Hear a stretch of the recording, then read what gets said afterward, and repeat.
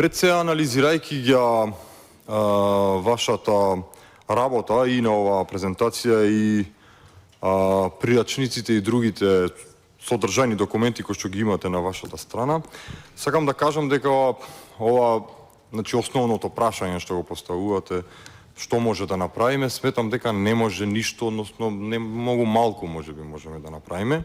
А зашто? Затоа што формално вашето истражување поставува невозможна мисија. А тоа е да ги наречеме работите во реалноста некако другачие. Вие самите кажавте дека новите термини и новите кованици кои што најчесто преовладале се и прифатени од граѓаните и од пошироката јавност. Тоа не е само заради тоа што се наметнувани од политичките актери.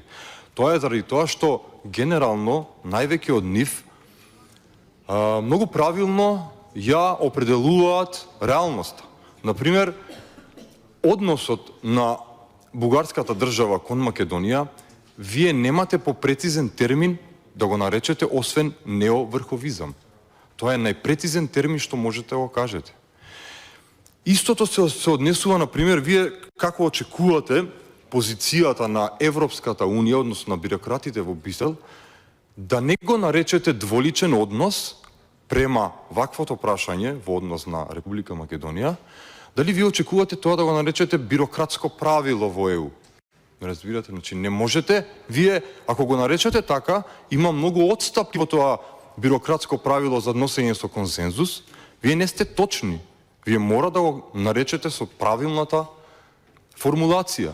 А најблиску до тоа е токму тој термин кој што и самите кажавте дека се користел. Во однос на мислам дека и би сакал и да ве прашам некои работи за одредување на штетниве наративи. Например, пред се би сакал да ве прашам како мислите дека наративот на етноцентризам во македонски услови е штетен. Зошто ова го прашувам? Заради тоа што нашиот политички систем е етноцентристички дефиниран. Значи, вие имате устав и политички закони надоле кои што ги по етничка основа ги делат граѓаните. Разбирате? Значи, во самиот политички систем, во самата бирократска селективност на граѓаните, вие имате вградено етноцентризам. Вие не можете да очекувате друго освен етноцентристички наративи во јавност. Тоа е нормално. Самите кажавте за подкопување на довербата во институциите. Како другачие ние да кажеме дека довербата е навистина ја нема во институции, не се работи само за судството. Во многу институции на државата довербата ја нема, затоа што не се функционални. Затоа што секој домен во нашето општествено живење е со катастрофални резултати. И во споредба со регионот, и во споредба со Европа.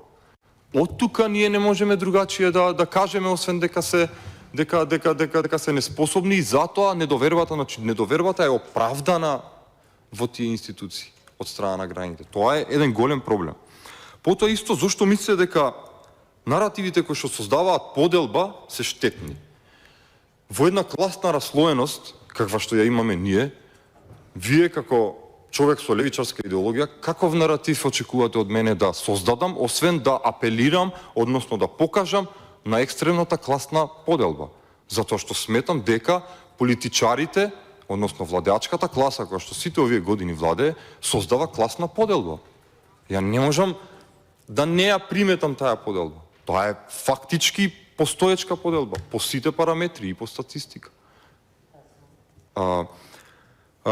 И би сакал, видов дека имате пример за екстремен патриотизам и национализам. Би сакал да ми дадете пример во вашето истражување, како вие, некој пример каде што најдовте екстремен патриотизам и национализам, за да видам како го дефинирате. Благодарам.